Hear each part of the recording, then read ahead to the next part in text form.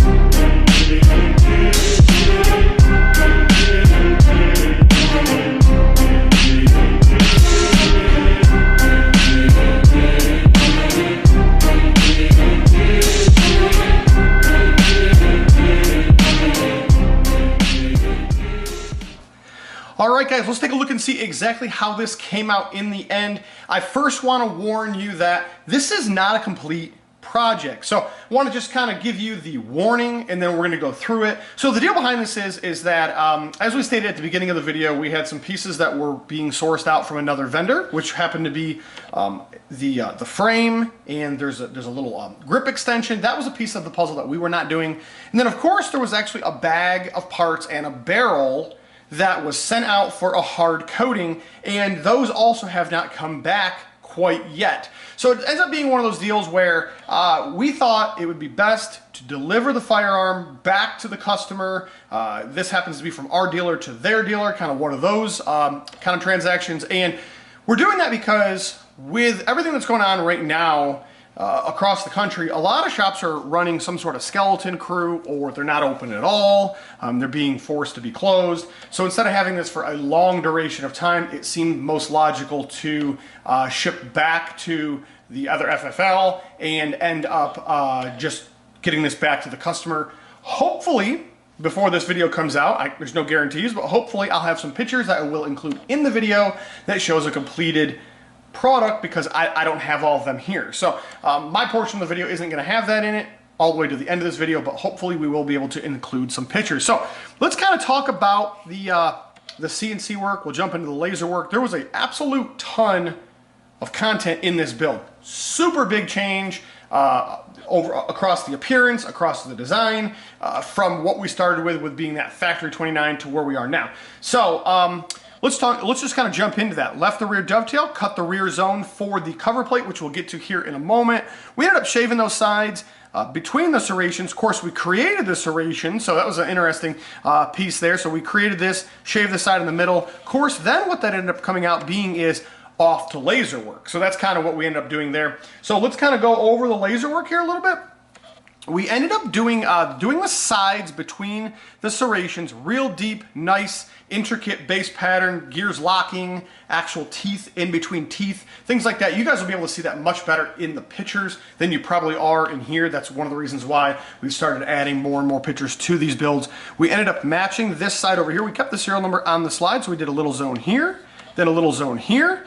And overall, I think it really is a big change over the factory look. Very detailed work. On the top, we ended up running a nice pattern up here, somewhat of a textured base background. We cut some holes, which you guys can see a little bit better right there. So we're gonna be able to see some barrel there. We did a larger gear here towards the front, where that front iron sight will sit flat on there, not like a pattern underneath it. So that's a nice way to kind of tie it off, where we're not overcrowding that front sight or making it where the gear, where either one of them are really taking away from each other, I guess is the best way to say that. We don't want that iron sight to be over top of the gears where we're losing some of that detail. We also don't want to lose any issues or create any issues with that. The Glock and G29 logo work here in front of the rear, where the rear cap is going to be, definitely nice to be able to add that back to the slide. I'm really liking that. Let's set this down for a moment. We're going to put it right here. Let's talk about this rear cap. Really nice detailed work. So we have that texture fill in between the gears. We've got interlocking teeth, as we had discussed. We end up having a very nice pattern for the rear of the gun if you're not running an optic. So in other words, it's a really nice complementary piece of, hey, we're not doing an optic, or maybe we're going to sell the gun, or whatever the case may be. And putting this on here really allows for somewhat of a complete look instead of having, you know, nothing or a different cover plate on the rear section. So I'm really happy with the way that came out. We're going to set this aside here. We're going to talk about the frame. Before I bring the frame into this, I just want to tell you, once again, we did not do the frame work. I do not know who did the frame work. So we're going to kind of just go over that a little bit, and then we're going to go back to the coloring, and we'll just kind of see as a whole what we come up with here. So here is the frame that was sourced to me. So in other words, once again, this was done through somebody, shipped to my local dealer. It was picked up here. And then at that point in time, we just processed the coloring. Now the coloring is going to be hard to see in here because we are working under some non-natural light, more of a reflective light, so to speak. The pictures will really execute this much better than what we're seeing right here. But this is a burnt bronze under and a black over. And then of course it's worn. It's definitely hard to see. I think you guys will really enjoy the outside video that really displays it quite a bit better. I said at the beginning of the video, and I'm not trying to say anything negative. I don't know who did this, but every company has their own little style of how they do things. What is their vision? How are they executing it? And obviously you can tell. I'm gonna take this cap off so we don't lose it. But you can kind of tell here that they're a little bit different from each other. They're not exactly the same flow between the pieces. And let's flip these over. Might be able to see it better this way. And that's not necessarily a bad thing. I mean, for all I know, this might have been what was quoted, to the customer before the customer actually even sent the frame in. I don't know. And then therefore, once again, I didn't really display any gear-based patterns before those parts were sent in either. So I don't think it's necessarily a bad combination, but you definitely can see some flow differences between the two. Definitely interested in seeing and hearing your comments below in the section on your opinion on how the two go together when you start mixing and matching different vendors. I'm always just kind of really open-minded to hear how that is. Maybe some of you guys don't like theirs, or maybe some of you don't like mine, or maybe you guys like them both. But I'm always open just to kind of hear as a whole what you guys think, because we do run into this a lot. We do run into other vendors doing coatings, other vendors doing barrels, mix and matching parts. So it's always good to have some of that feedback. Guys, overall, I'm pretty pleased with the project. One last piece we got here. We have a little comp here at the end. It's going to be hard to see We've got some other pictures of this. You can see a little burnt bronze and black. This is kind of a nice little piece here at the end. Unfortunately, we do not have a barrel here. We don't have any of the small pieces. I don't have any trigger. I don't have any of those goodies, so there's nothing I can really show you as far as that goes. But once again, hopefully we'll be able to tie some of those pictures in on this build at the end. It really just comes down to how long do I have the video before I get those pictures. If it seems to be weeks and weeks and months, I'll just put the video out and you'll probably see a picture on my Instagram, which is where we would recommend that you follow. Of course, the reviews are over on our Facebook account. Guys, if you're looking for something specific, cool, custom, created, you probably found the right person. I'm a firm believer in that our CNC work is probably as top tier as you're probably gonna get as far as what you want to build. There is some stuff that we just don't offer. There are some markets that are overpopulated and crowded that we don't target. So we do find ourselves not doing everything, but I do think if there's something that you found that you like, you're going to be satisfied when you get it back with top tier quality work. And then of course, our laser work, in my opinion, once again, only my opinion, is second to none. We are creating what you want. We are punching holes. We're doing intricate designs. We're building them where you want and how you want.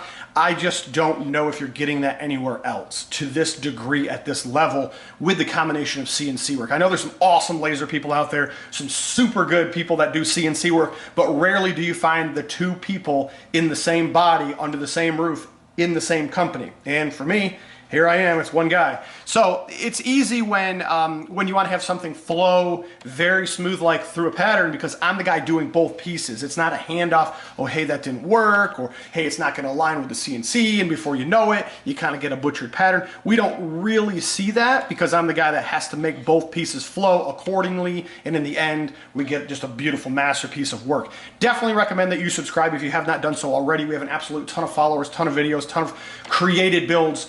These ultimate creatures that people have decided to build from their factory guns is amazing. I'm just the executioner, really. I mean, that's really what it is. You guys have the mind, the art, the motivation. I want it to look like this. I want it to feel like that. I want it to have a hole here. I want to see a barrel there.